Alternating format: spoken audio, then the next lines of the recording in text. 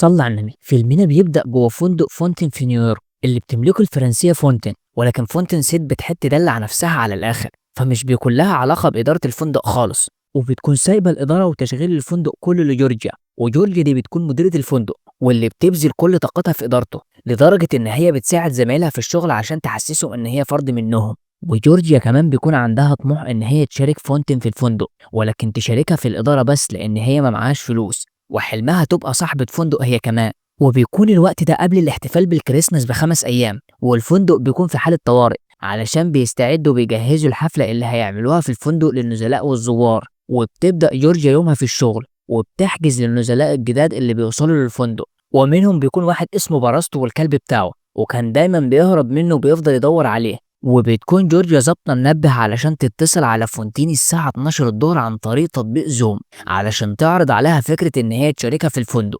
وبعدها بنشوف كيكي، وكيكي دي صديقة جورجيا وزميلتها في الفندق، وبتكون راجعة من بره بعربية محملة أشجار عيد الميلاد وتماثيل الزينة، لأن جورجيا مكلفاها إن هي تعمل حفلة الكريسماس السنة دي. فبتخرج جورجيا تساعدها علشان يجهزوا للحفلة.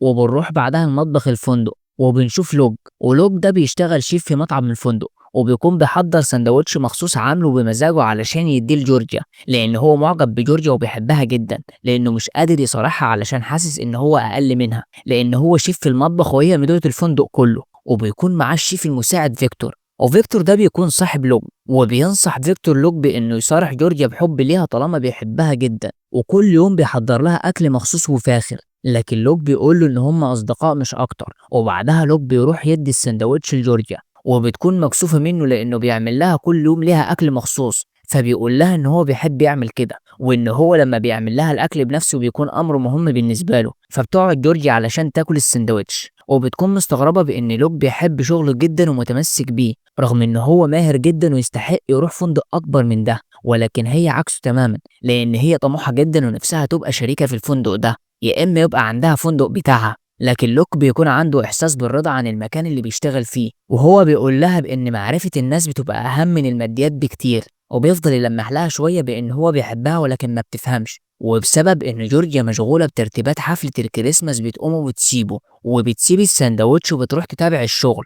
وبتوصل نزيلة جديدة للفندق، وبتكون المغنية بندورة، وبيكون مع بندورة مدير أعمالها، وبتحجز جناح فخم. وبيوصل مكان الفندق أمير من أسرة ملكية أوروبية اسمه رامون، وبيكون مع رامون الحارس الشخصي بتاعه، وبيكون أول مرة رامون يزور فيها نيويورك. وبيحجز رامون في الفندق، وبينبه جورجيا إنه بيختفي عن الأضواء والصحافة، فهو مش عايز أي حد يعرف إن هو نازل عندها في الفندق، خصوصا بإن هو اتنازل عن لقب أمير واختار إنه يبقى رامون وبس. وبتيجي كيكي تقف مع جورجيا في الريسبشن، وبتشوف رايمون وبتكون معجبة بيه لأن هي متابعة الأخبار في المجلات. وبعد ما بيطلع رامون الجناح بتاعه، بتطلب جورجيا من كيكي إن هي تقف مكانها شوية في الريسبشن، وبتطلع هي مكتبها علشان تتصل بفونتين صاحبة الفندق. فبتتصل جورجيا بفونتين وبتعرض عليها فكرة لتطوير الفندق في مقابل إن هي تبقى المديرة التنفيذية بتاعة الفندق، ويبقى لها نسبة 49% من الفندق. لكن فونتين بترفض، ده رغم ان هي معجبة بشغل جورجيا في السنتين اللي اشتغلتهم في الفندق، ولكن بتعرض على جورجيا فرصة تانية علشان تعوض لها رفضها للعرض بتاعها،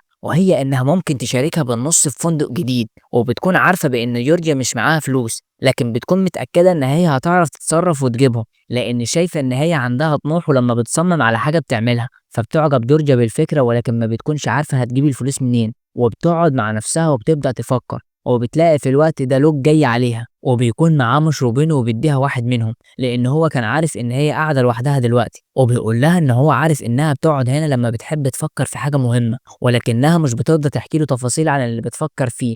فبتساله بطريقه مباشره ازاي الواحد يبقى غني وعنده مشروعه الخاص. فبيقول لها لوك ببساطه ان هو لو عاوز يعمل كده يجيب حد يمول مشروعه، ويبقى يحقق حلمه من غير ما يدفع فلوس خالص. فبتعجب جورجيا بالفكره برغم بساطتها، وبتبدأ تفكر مين اللي ممكن يمولها بالفلوس ويشارك فونتين في فندق جديد. وتاني يوم بيهرب الكلب من باريستو تاني، فبيخرج بره الفندق يدور عليه. وبتتصل جورجيا ببنك علشان تطلب منهم قرض علشان تمويل المشروع، لكنهم مش بيوافقوا على القرض لأنها ما عندهاش ضمانات للقرض ده. وبتجيلها كيكة على الريسبشن، وبيكون معاها كرتونة فيها فراخ، وبتقول لها إنها حلمت بالأمير رايمون، وبتتمنى لو هو يحبها، ووقتها هتعيش معاه في عز لأن هو غني جدا. وهنا بتيجي فكرة لجورجيا، وبتفكر ان هي تعرض فكرة مشروعها على رايمون وهو يمول لها المشروع. وبنشوف واحد تاني من العاملين في الفندق وهو ميلتون، وبيكون بيفتح خزانة المتعلقات الشخصية للعاملين، فبيلاقي علبة هدايا وعليها كارت مكتوب فيه هدية من حبيبك السري، فبيفتحها وبيلاقي فيها سكارف أحمر.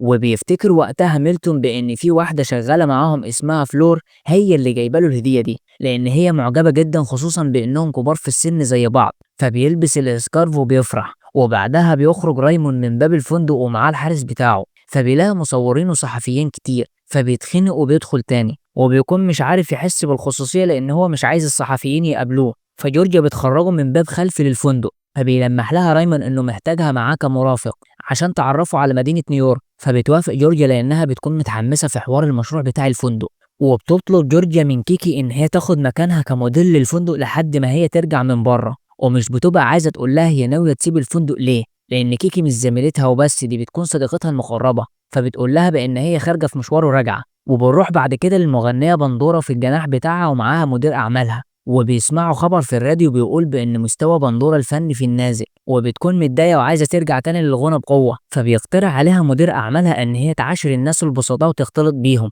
ووقتها هتطلع بفكرة أغنية جديدة تكسر بيها الدنيا، لأنها هتبقى قربت من الناس أكتر، فألهموها بأفكار جديدة تنفع تبقى أغاني. فبتقرر بندورة تقلع الباروكة البينك اللي هي لابساها وتنزل تختلط بالشعب. ولما بتكون جورجيا خارجة تقابل رايموند، بيقابلها لوج على السلم، وبيكون جايبلها مشروب ميلك تشيك علشان تجربه وتقول له رأيها، لكنها بتقول له بإن هي خارجة تتغدى بره. فبيعرض عليها يخرج معاها لأن هو كده كده خارج علشان يشتري طلبات المطبخ، لكنها بترفض بشياكة وبتسيبه وبتمشي علشان تلحق ميعادها. وبتخرج جورجيا مع رايمون والحارس بتاعه، وبتاخده في جولة وبتفرجوا على نيويورك، وبتعرف منه بإن هو ساب عيلته ولقبه كأمير لأن هو زهق من الحياة دي، وإن هو نفسه يجرب حاجة جديدة ويعمل بيزنس خاص بيه. فهنا جورجيا بتحس إن دي فرصة تفتح في الموضوع، وبتعرض عليه المشروع بكل حماس، ولكن هو بيكون متردد ومش عاجبه فكرة إن هو يشارك حد في فندق، ولكن بيسيب الكلام بينهم مفتوح ومش بيوافق ومش بيرفض علشان يستغل إن هي تفضل معاه اليومين اللي قاعد فيهم في نيويورك وتسليه.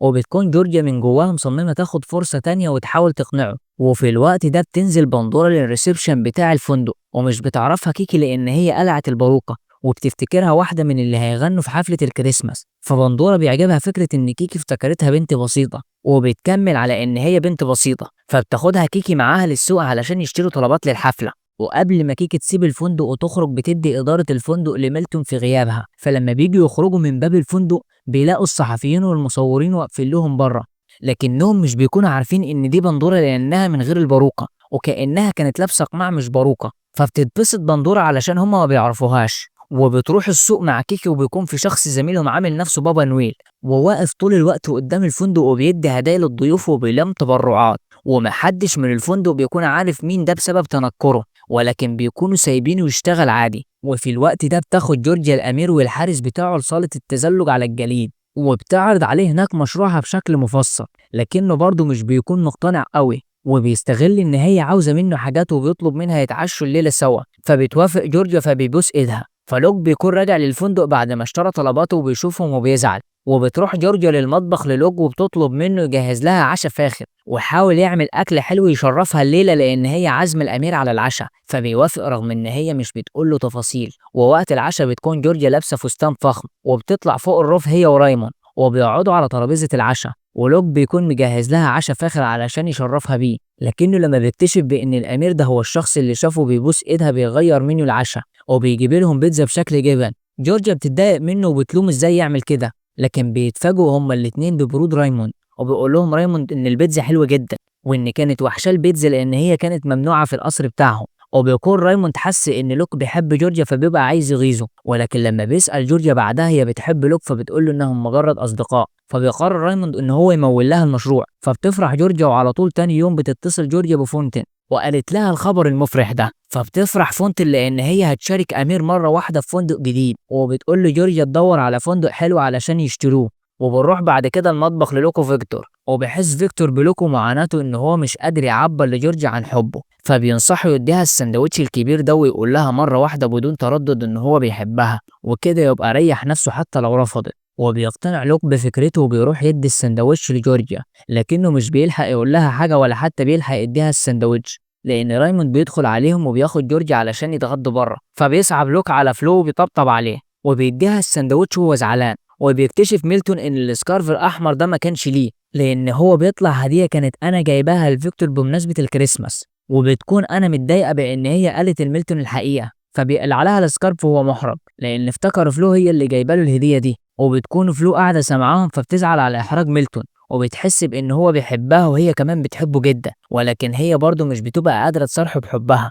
وبتاخد كيكي في الوقت ده المغنيه بندوره على المطبخ وبتعلمها تعمل كيك الكريسماس بنفسها، وطبعا بتكون تجربة جديدة على بندورة، ولكن بتعملها بحب لأن من التجارب البسيطة دي هتقدر تعمل أغنية حلوة وتبقى أحلى عودة ليها وترجع بندورة للساحة الغنائية بقوة زي الأول. وبتاخد جورجيا الأمير وبتوديه فندق فخم معروض للبيع علشان تفرجوا عليه، وبتفتح باب الفندق عن طريق تطبيق على الموبايل، وبيكون فندق فخم جدا وبيعجب بيه رايموند جدا، لكنه علشان يبعدها عن لوك خالص بيقول لها بأنهم هيجيبوا للفندق ده طباخ يكون مشهور، فجورجيا مش بتبقى قادرة تفرض رأيها عليه في إن هي تجيب لوك طباخ معاها، فبتضطر تسكت وما بتحاولش تقنعه بلوك أكتر من كده. وتاني يوم بيعرف الموظفين في الفندق بإن جورجيا هتسيب الفندق لأن هي هتشارك في فندق جديد مع رايموند، فبيزعلوا كلهم لكن بيهنوها لأن ده طموحها وهي حرة، وبيهنيها لوك وبيكون عارف من غير ما تقوله إن هي مش هتاخده طباخ لأن أكيد رايموند مش عاوز يشغله معاه. وبتكون جورجيا برضه من جواها زعلانة لأن هي هتسيبهم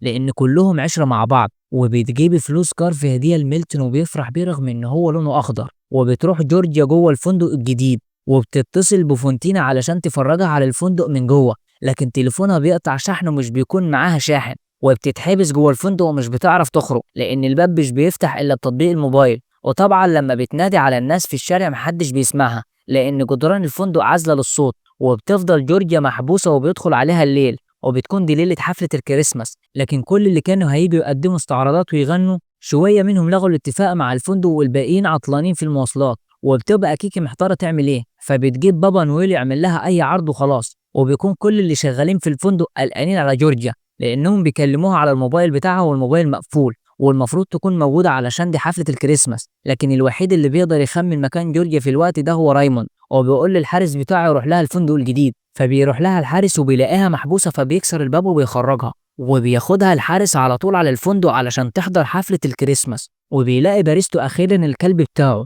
ولكن بيهرب من الأوضة تاني فبيخرج ويجري وراه، وبيستغل فيكتور إن الكهرباء قطعت في الحفلة والشموع عاملة جو رومانسي فبيطلب أنا للجواز قدام الكل. وبتستغل بندورة هي كمان الفرصة وبتغني أغنية حلوة استلهمت كلماتها من اختلاطها مع الناس في الفندق والشارع، والكل بيبقى فرحان وكل الناس بترقص مع بعض حتى ميلتون وفلو، لكن كيكي مش بتلاقي حد ترقص معاه فبترقص مع بابا نويل، فبتحس وقتها جورجيا بان هي مش هتقدر تبعد عن الفندق وعن زمايلها وان هي بتحب لوك جدا، وبتقرر ان هي تفضل معاهم وتتنازل عن حلمها، لكن بتيجي فونتين برضه وبتعوضها لان هي قررت تخلي جورجيا مديرة تنفيذية للفندق وبتديها نسبة 49% من الفندق زي ما جورجيا كانت بتتمنى في الاول، فبتقرر وقتها جورجيا ترقي كل زمايلها في الفندق بمناسبة الخبر الجميل ده وبتصرف لهم مكافآت. وبكده يكون ملخصنا خلص. لايك للفيديو لو عجبك وصلي على النبي في الكومنتات واشترك معانا في قناة ملخصات فلامانكو علشان تصلي معانا على النبي وتشوف كل ملخصاتنا الجديدة، وما تنساش تتابع صفحتنا على الفيسبوك والانستا والتيك توك وصلي على النبي.